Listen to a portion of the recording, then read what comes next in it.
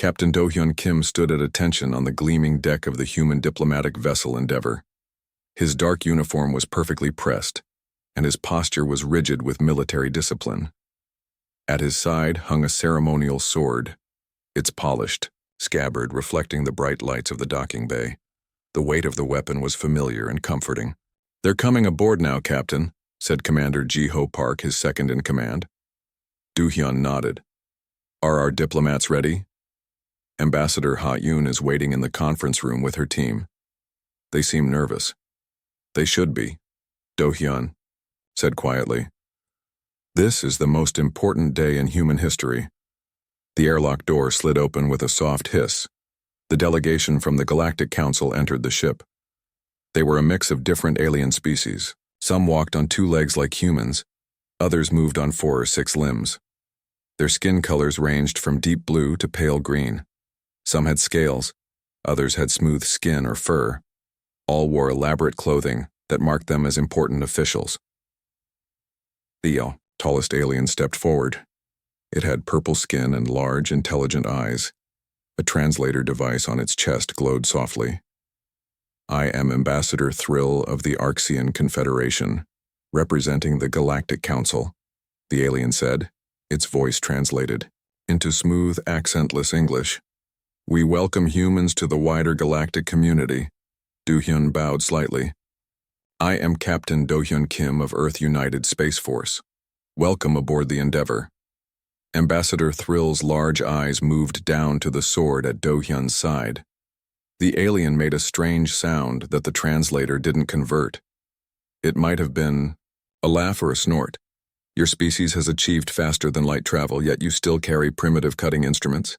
Thrill asked, making no effort to hide the mockery in its voice.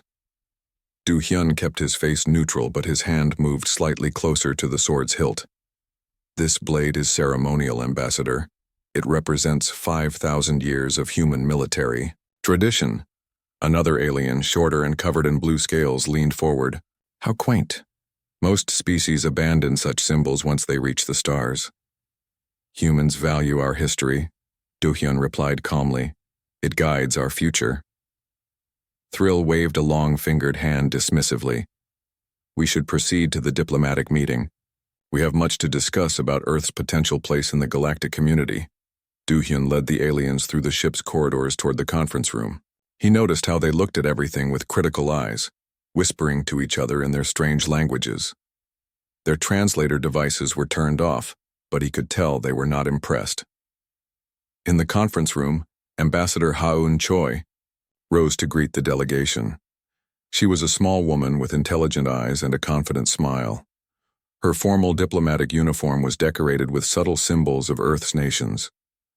"Welcome to the Endeavour," she said warmly. "We are honored by your presence."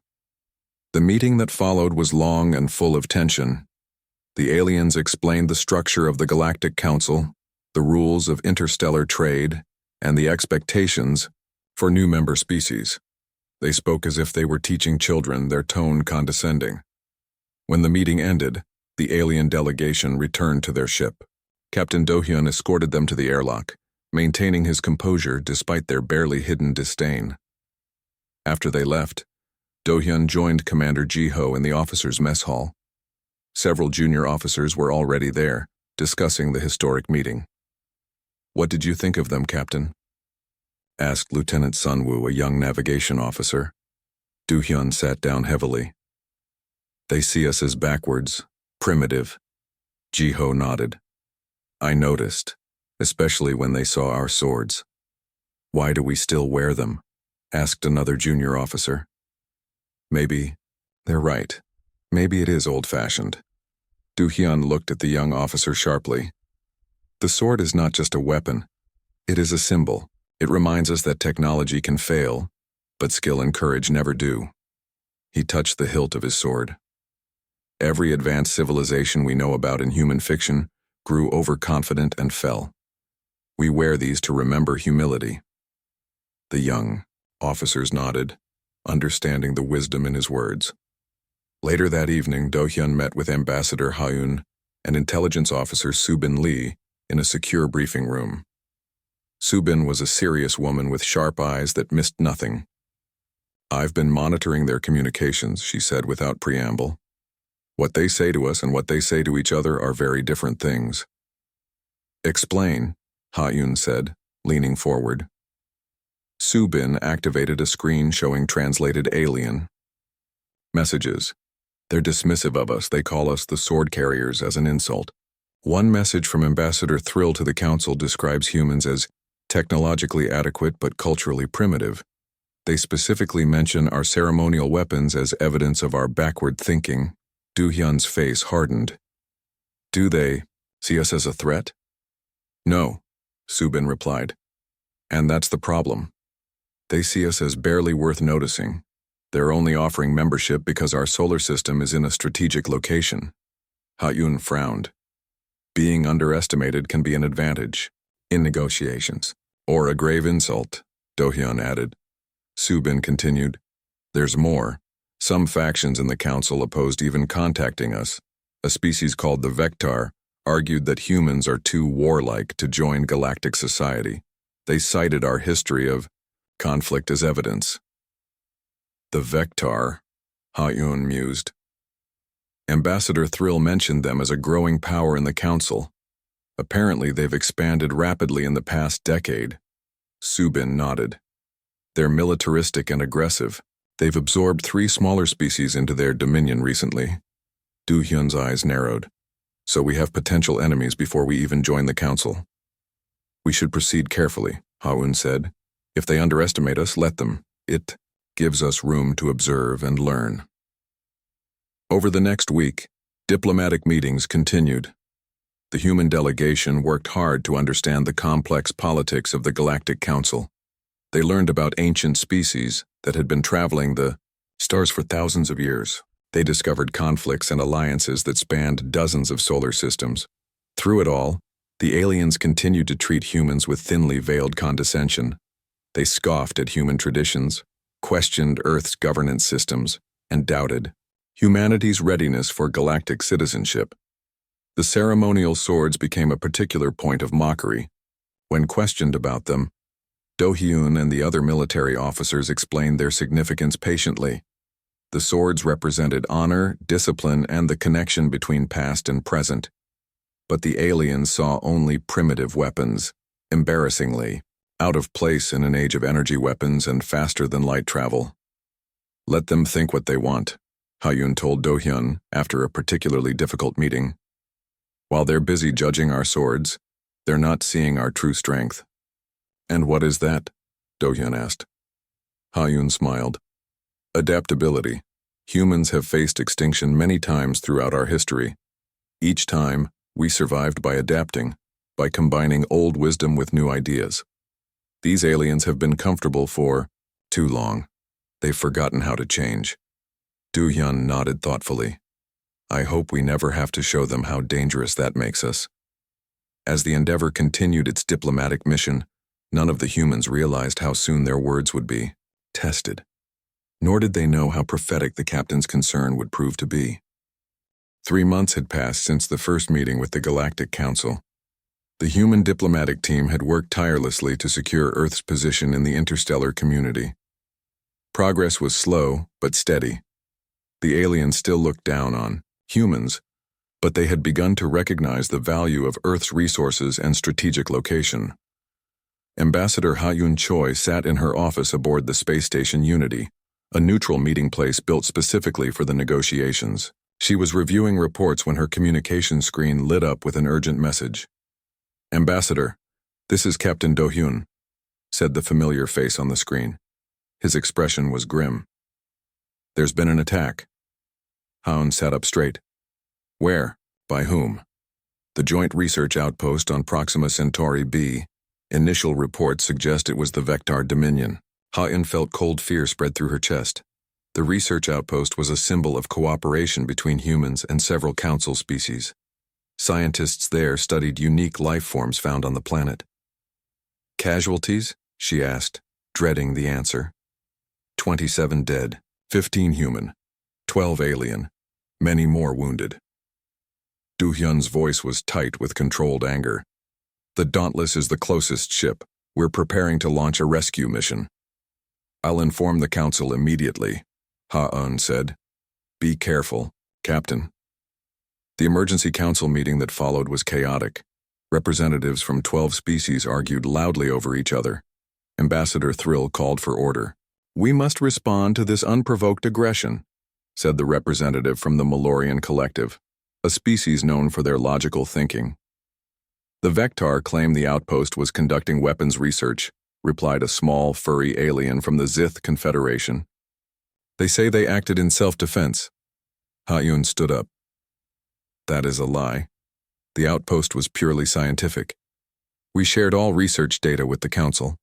Ambassador Thrill raised a hand for silence. The Council needs time to investigate these claims before taking action. Time? Ha-Un's voice was sharp with disbelief. There are wounded people waiting for evacuation. Every minute we delay puts more lives at risk. This is precisely why primitive species like humans should not be given full council membership, said the Vectar representative, a tall being with gray skin and cold yellow eyes. You react with emotion rather than reason. Ha-Un struggled to maintain her composure. The human ship Dauntless is already on its way to evacuate survivors. We invite any council member to send vessels to assist or observe. The council has not authorized this action, the Vectar representative said with a sneer. We do not need authorization to save lives, Ha-Un replied firmly. This is not a military action. It is a rescue mission. The debate continued for hours, without resolution. The council remained deadlocked, unwilling to condemn the Vectar without an investigation. Meanwhile, the Dauntless approached the Proxima Centauri system. Captain Do-hyun stood on the bridge, watching the tactical display, with Commander Ji-ho Park at his side. Sensors are detecting multiple Vectar vessels in orbit around the planet, reported the sensor officer.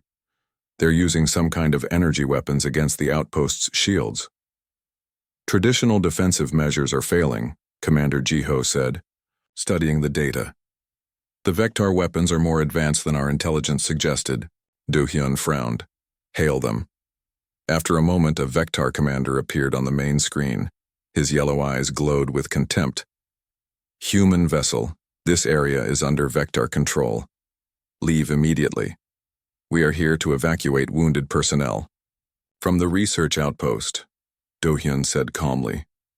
This is a humanitarian mission. The Vectar commander laughed. The outpost was conducting illegal weapons research. All personnel are being detained for questioning. That's a lie, Do-hyun said. Release the scientists immediately. Or what? The Vectar commander asked. Will you threaten us with your primitive projectile weapons? Or perhaps those ceremonial swords your kind carries so proudly? The screen went dark as the Vectar cut the communication. They're powering weapons, reported the tactical officer. Raise shields, Do-hyun ordered. But do not fire unless fired upon. We are not here to start a war. The Vectar ships fired first. Energy beams struck the Dauntless's shields, causing the ship to shudder. Shields holding at 70%, reported the tactical officer. Return fire, Do-hyun ordered. Target their weapon systems only. The Dauntless fired its energy cannons. The beams struck one of the Vectar ships, but seemed to have little effect. Their shields are absorbing our weapons fire, Ji-ho said, his voice concerned. Conventional tactics won't work here, Do-hyun thought quickly. We need an unconventional approach. He turned to the communications officer. Send a message to the outpost. Tell any survivors to prepare for emergency evacuation. While the battle continued in space, Intelligence Officer Subin Lee worked frantically in her office on Earth. She had intercepted Vectar communications that painted a disturbing picture. She sent an urgent message to Ambassador Ha-Un, who was still locked in the council meeting. Ha-Un read the message on her tablet and stood up, interrupting the ongoing debate. I have just received intelligence that proves the Vectar attack was premeditated, she announced. This was not a response to alleged weapons research. It was a test of human military response. She displayed Subin's findings on the main screen. These communications show the Vectar planned this attack weeks ago. They are testing our defenses and our resolve. The council chamber erupted in confused discussion.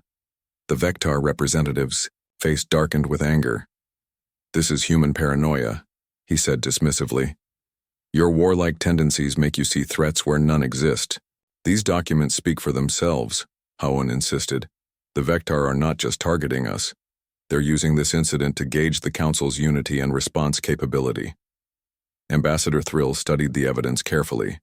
"These documents are concerning but not conclusive. We need more time to verify their authenticity." Ha-Un could not believe what she was hearing. "While you debate, people are dying. The Vectar are attacking a human vessel on a rescue mission. Your military should not have intervened without Council approval," the Vectar representative said smugly. Back at Proxima Centauri, the situation was growing desperate. The Dauntless had taken heavy damage, its shields weakening under continued Vectar fire. "Conventional weapons aren't effective against their defenses," Jiho reported, "and we can't break through to reach the outpost." Do-hyun looked at the tactical display, his mind racing. Then his hand moved to the hilt of his sword, a gesture that had become automatic when he was deep in thought. "If we can't break through their defenses," he said slowly, "we'll have to find a way around them." He turned to Jiho. "Prepare the special operations team. We're going to try something the Vectar won't expect." Jiho's eyes widened as he realized what the captain was suggesting. "That's extremely risky." "Sometimes the old ways are the best ways," Do-hyun said with grim determination. "The Vectar think our traditions make us weak. It's time to show them how wrong they are." As the plan took shape, news of the battle reached the council. The Vectar representative claimed that humans had escalated a simple police action into an interstellar incident. Other council members began to question whether humans were too aggressive to join their peaceful community. Ha-un stood firm against the criticism. "Humans value peace, but we also value life. We will not stand by while our people are attacked. If the council cannot act, we will." As she spoke, she received another message from Subin. The intelligence officer had uncovered evidence that the Vectar were planning attacks on 3 more systems. This wasn't an isolated incident. It was the beginning of something much larger. The rising tensions had reached a breaking point. The question now was whether the galaxy would recognize the true threat before it was too late. The Galactic Council chamber was silent as reports came in from 3 more systems under Vectar attack.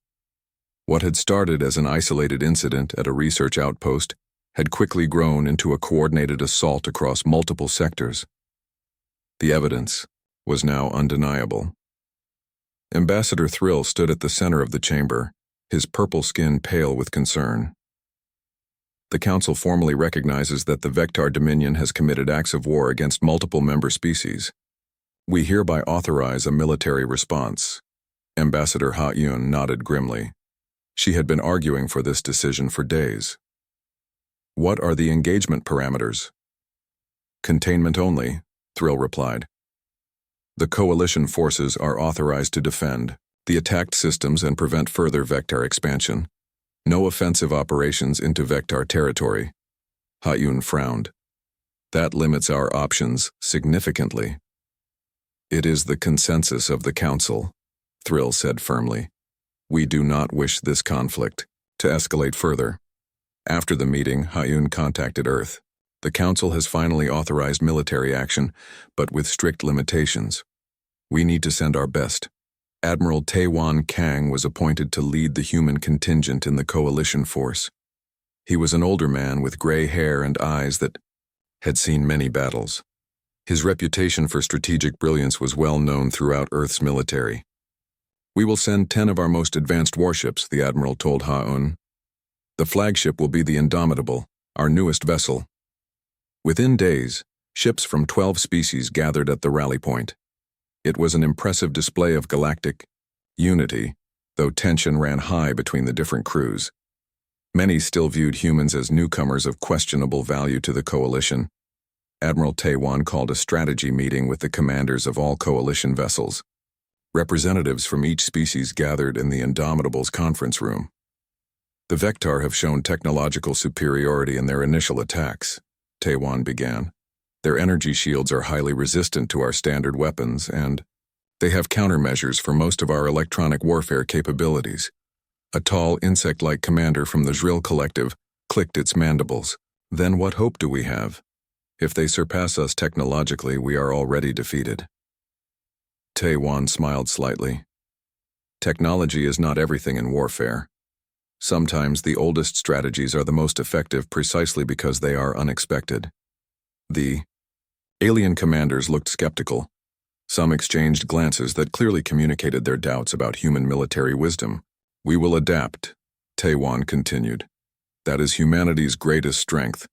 We suggest a multi-layered approach that combines all our various capabilities. The planning continued for hours. By the end, a strategy had been formed that incorporated elements from each species' military doctrine.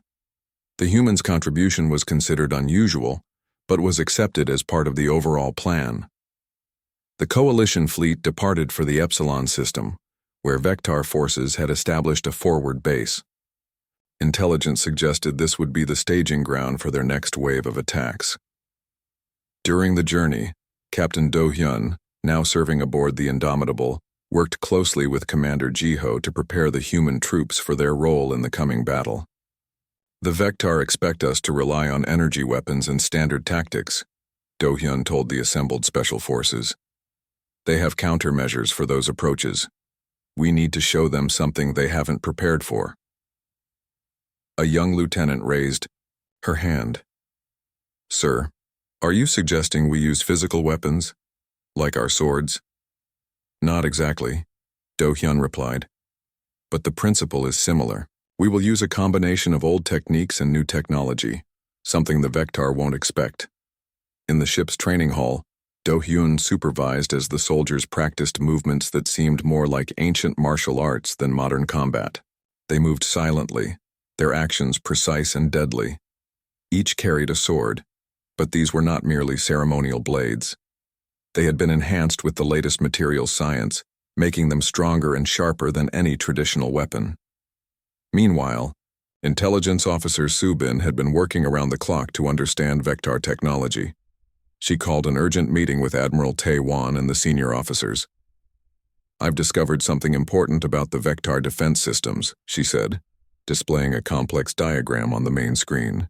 Their shields and weapons are all connected through quantum-entangled networks.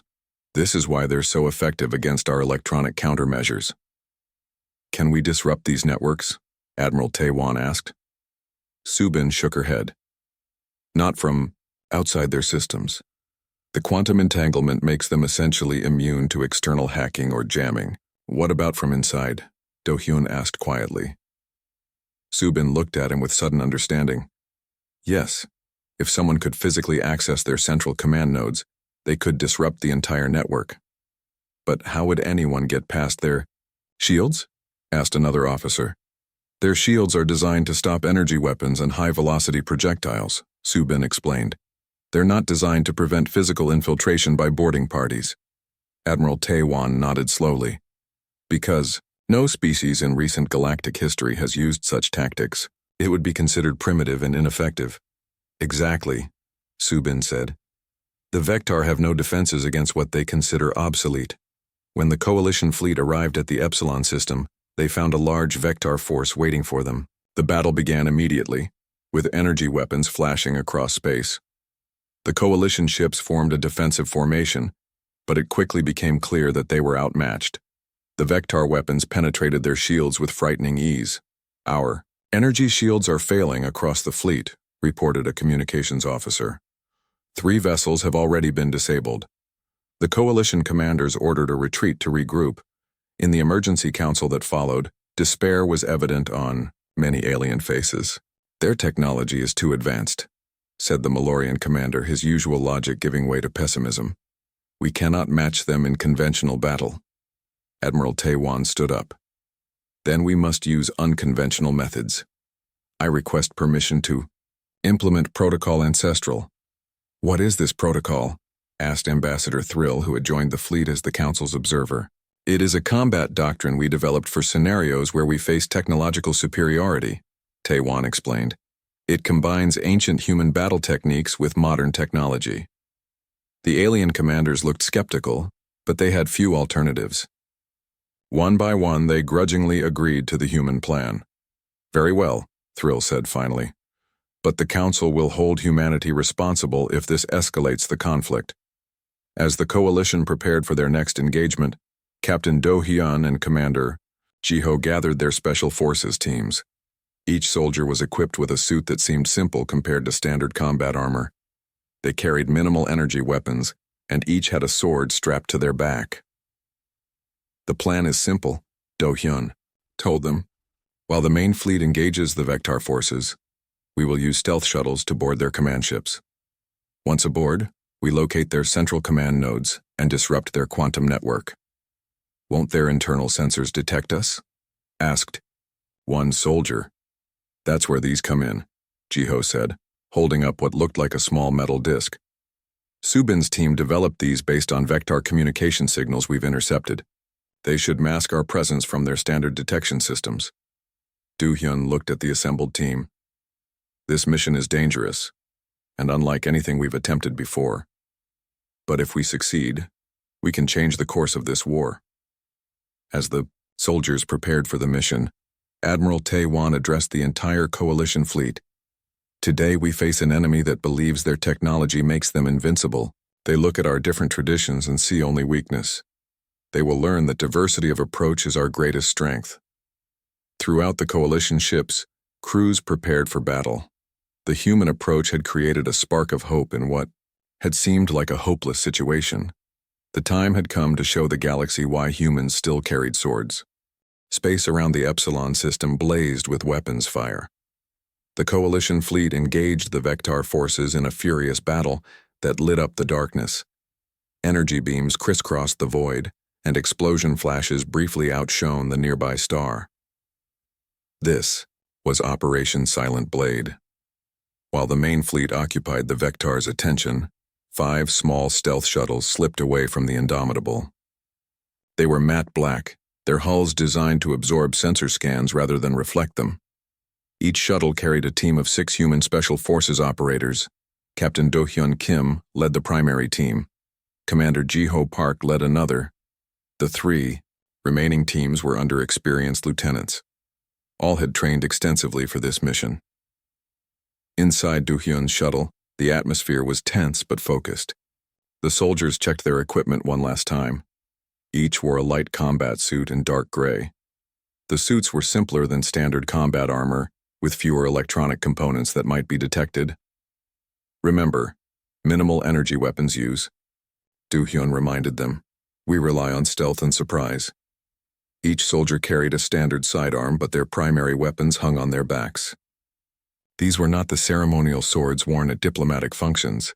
These were nanocarbon blades designed for combat. They were matte black like the shuttles, absorbing light rather than reflecting it. The edges were impossibly sharp, capable of cutting through advanced materials with ease. The shuttle's pilot spoke quietly. "Approaching the Vectar command vessel. No sign they've detected us yet." Through the viewports, Do Hyun could see the massive Vectar ship. It was at least 3 times the size of the Indomitable, with strange angular protrusions that housed weapon systems and sensor arrays. "Subin's intel package indicates a maintenance airlock on the underside," the pilot continued. "It's our best entry point." The shuttle glided silently toward the Vectar ship, using the chaos of the main battle as cover. The other 4 shuttles split off, each heading to different targets in the Vectar fleet. They reached the airlock without incident. The maintenance entrance was designed for repair drones, not for boarding actions. No one in modern galactic warfare would consider such a tactic. "Docking complete," the pilot said. "Good luck, Captain." Do Hyun nodded. "If we're not back in 3 hours, return to the fleet." The team moved through the airlock into the Vectar ship. The corridor beyond was dimly lit and narrow. Strange symbols covered the walls, and the air had a metallic smell. "Masks on," Do Hyun ordered quietly. "Their atmosphere might be toxic to us." The soldiers pulled up lightweight masks that covered their noses and mouths. The masks also helped hide their faces from any internal cameras. They moved silently through the corridors, guided by the ship schematics Subin had somehow obtained. They encountered few Vectar crew members. Most were likely at battle stations, focused on the fleet engagement. When they did encounter Vectar soldiers, the humans moved with shocking speed and silence. The nanocarbon blades made no sound as they cut through the air. The Vectar never had time to raise alarms. "This way," Do-hyun whispered, consulting a small display on his wrist. The central command node should be 2 levels up. They found a maintenance shaft and climbed quietly. The ship's internal sensors, designed to detect energy weapons and explosives, paid no attention to the humans with their primitive weapons. On the upper level, security increased. More Vectar soldiers patrolled the corridors. The team was forced to wait in shadows, timing their movements carefully. 100 meters to the command node, Do-hyun said, checking his display again. As they approached their target, they encountered a problem. The corridor leading to the command node was heavily guarded. 4 Vectar soldiers stood at attention outside a large door. Do-hyun signaled the team to hold position while he considered their options. Using energy weapons would trigger alarms. They needed another way. One of the soldiers, a woman named Mija, moved beside him. "Captain, I have an idea," she whispered, pointing to a ventilation duct above them. Do-hyun nodded. Mija was the smallest team member and the most agile. She could fit through the duct and create a distraction. With the team's help, Mija climbed into the ventilation system. Minutes later, a loud crash came from the far end of the corridor. The Vectar guards turned toward the noise, 2 of them moving to investigate. The humans struck. They moved from the shadows with deadly precision. The nanocarbon blades sliced. Through the Vectar armor with minimal resistance, the guards fell without making a sound. "Good work," Do-hyun said as Mija rejoined them. "Now for the door." The command node entrance was sealed with an electronic lock. One team member placed a small device against it. The device, developed by Subin's team, mimicked Vectar access codes. After a tense minute, the door slid open. Inside was a large room filled with complex equipment. Holographic displays showed the ongoing battle. 5 Vectar officers worked at various stations. They looked up in shock as the humans entered. One reached for an alarm control. Do-hyun's blade flashed through the air, severing the Vectar's hand before it could reach the button. The fight was brief and silent. The humans moved with practiced precision, neutralizing all resistance before any alarm could be raised. "Secure the room," Do-hyun ordered. "Senho, get to work on the central node." Senho, their technical specialist, moved to a large cylindrical device in the center of the room. It pulsed with blue light. This was the quantum communication hub that coordinated all Vectar ships in the battle. "It's protected by energy shields," Senho reported.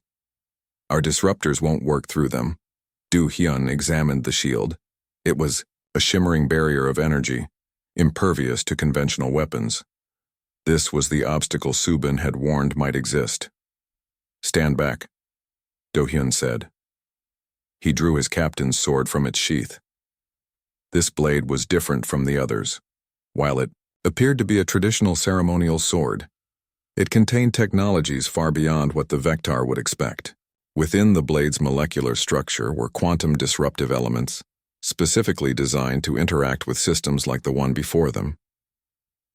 Do-hyun raised the sword and brought it down in a swift arc.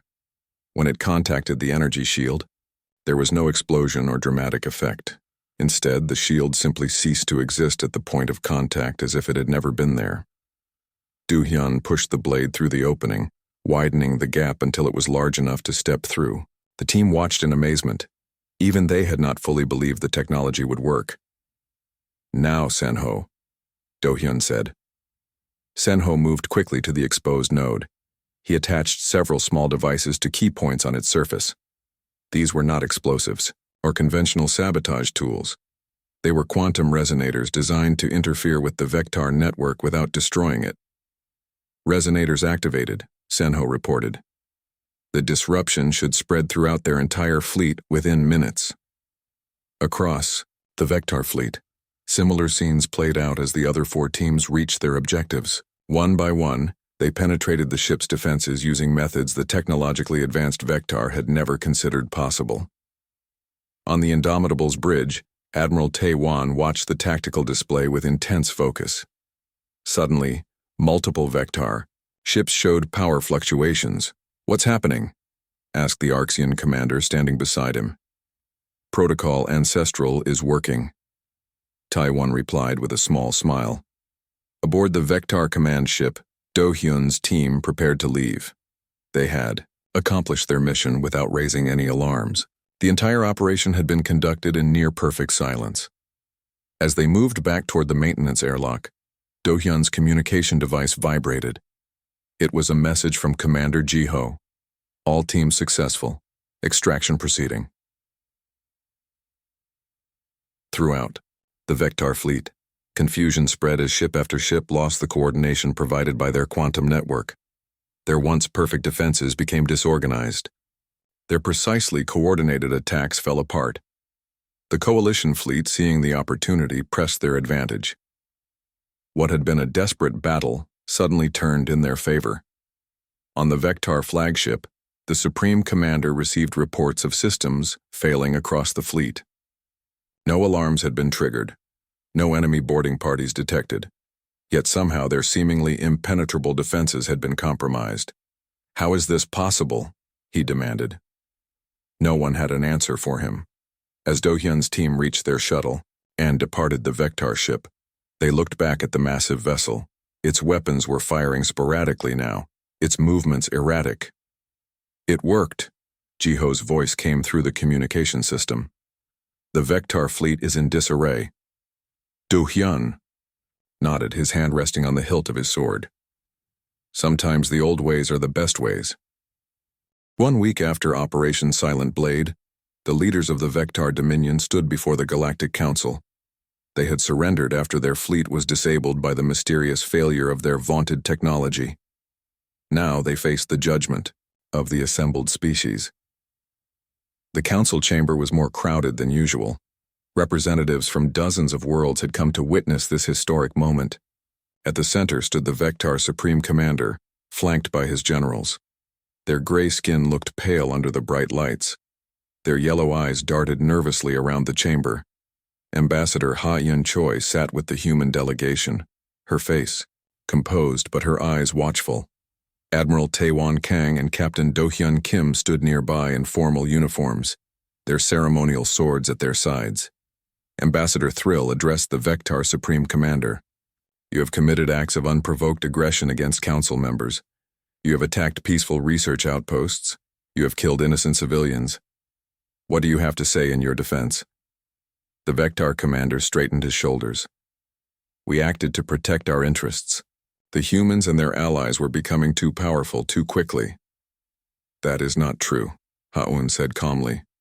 "We sought only peaceful cooperation." The Vectar commander turned to look at her, then at Do-Hyun and his sword. A strange expression crossed his face. It might have been respect or perhaps fear. "We monitored your species for decades," he admitted. "Since before you achieved faster-than-light travel. We saw your ceremonial blades as evidence of irrational attachment to the past. We thought this made you weak." He looked directly at Do-Hyun. "We never imagined they concealed such deadly innovation." A murmur ran through the chamber. Many council members had wondered exactly how the humans had managed to defeat the technologically superior Vectar fleet. The official reports mentioned only a specialized infiltration strategy. The Vectar commander continued. "Our intelligence suggested that humans would be the most vulnerable member of the council. We believed that by demonstrating your weakness, we could prevent the council from accepting Earth as a full member." "You were wrong," Admiral Taewon said simply. Ambassador Thrill raised a hand for silence. "The council will now decide on appropriate measures following the Vectar surrender." While the council deliberated, Do-Hyun and Taiwan stepped into a side chamber with Ha-Un. "They want to know exactly how we defeated the Vectar," Ha-Un told them. "Several council members have requested a full briefing on Operation Silent Blade." Taewon nodded.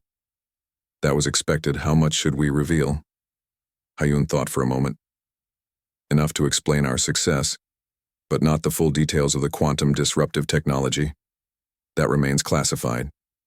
When they returned to the main chamber, the council had reached its decision. The Vectar would surrender all conquered territories. Their military would be reduced and monitored, and they would pay reparations to the worlds they had attacked. After the formal proceedings ended, many council representatives approached the human delegation with new respect in their eyes. The same aliens who had once mocked human traditions now wanted to learn more about them. One Arxian diplomat spoke to Do-hyun. "I must confess, Captain, when I first saw your sword, I thought it an amusing relic. Now I understand it is much more." Do-hyun smiled slightly. Throughout human history, no technology has ever been so advanced that it completely obsoleted what came before. We carry these swords not from primitive instinct, but because we have learned the danger of relying too heavily on any single approach to warfare or diplomacy. Later that day, Intelligence Officer Subin Lee presented her findings to a closed session of Council security officials. "Our investigation of Vectar communications confirms they had targeted humanity specifically," she explained, displaying evidence on the large screen. "They believed our attachment to traditions like ceremonial swords made us the weakest link in galactic security." She changed the display to show the Vectar battle plan. "They plan to demonstrate our inadequacy, hoping the Council would reconsider Earth's membership." "They could not have been more wrong," Admiral Taewan added. "What they saw as weakness was actually our greatest strength." A Malorian representative raised a hand. "Please explain how humans were able to defeat the Vectar quantum network. Our best scientists believed such a system was impregnable." Subin looked to Admiral Taewan, who nodded permission. "The Vectar relied entirely on advanced technology," Subin explained. "They designed their systems to defend against similar technology, but they never considered physical infiltration because they considered such tactics primitive and obsolete." She displayed images of the nanocarbon blades. "These weapons were specifically designed to be undetectable by energy scanners. They allowed our teams to move through Vectar ships without triggering alarms." "And the quantum shields protecting their command nodes?" asked a Zhril representative. "How did you penetrate those?" Subin hesitated. "That information remains classified. I can only say that we used a combination of very old concepts and very new science." The final council session was held 3 days later. Earth's status as a full member of the Galactic Council was unanimously approved. The vote that had once been contentious was now without opposition. Ambassador Ha-un signed the formal agreements with quiet pride. When the ceremony was complete, an Arxian counselor approached her. "Now that humans have proven themselves," the alien said, "will you finally abandon these obsolete traditions? The ceremonial swords have served their purpose." Ha-un smiled. "These swords remain as they have always been. Reminders of our history, symbols of our authority, and tools to be used when necessary. We will carry them so long as they serve these purposes." 2 weeks later, Captain Do-hyun stood in a large hall aboard the Endeavor. Before him were rows of young officers newly graduated from Earth's Space Force Academy. Each wore a formal uniform with an empty scabbard at their side. Do-hyun walked slowly down the line, presenting each cadet with a sword. These were not the specialized weapons used in Operation Silent Blade. They were traditional ceremonial blades, symbols of duty and honor. An Arxian liaison officer watched from the side of the room. This was the same alien who had scoffed at human traditions months earlier. Now he observed with newfound respect. "The sword you received today has 3 purposes," Do-hyun told the cadets. "It honors those who came before you. It reminds you of your duty to those you protect. And it serves as a warning." "A warning, sir?" asked one young officer. "Yes," Do-hyun said. "A warning never to become so enamored with new technology that you forget the wisdom of the past." He looked at each cadet in turn. "Technology can fail. Politics can falter. But the warrior who carries both ancient wisdom and modern knowledge will never be truly defenseless." The Arxian liaison approached Do-hyun after the ceremony. "I understand now," the alien said. "It was never about the swords themselves." Do-hyun nodded. "The physical blade is just a symbol. What matters is what it represents." "And what is that exactly?" the Arxian asked. "Balance," Do-hyun replied. "The balance between tradition and innovation. Between respect for the past and openness to the future, that balance is humanity's greatest strength. As the Arxian departed, Do-hyun looked at the young officers talking excitedly among themselves. They would carry forward this understanding to the stars. The galaxy had learned why humans still carried swords, and the lesson had changed everything. Throughout the Galactic Council, a new doctrine spread among military and diplomatic circles. It advised against dismissing any practice or tradition as primitive or obsolete. It warned of the dangers of over-reliance on any single approach or technology. And it reminded all species that wisdom could be found in the most unexpected places. The war had ended in silence, but its lessons would echo across the galaxy for generations to come. End of story.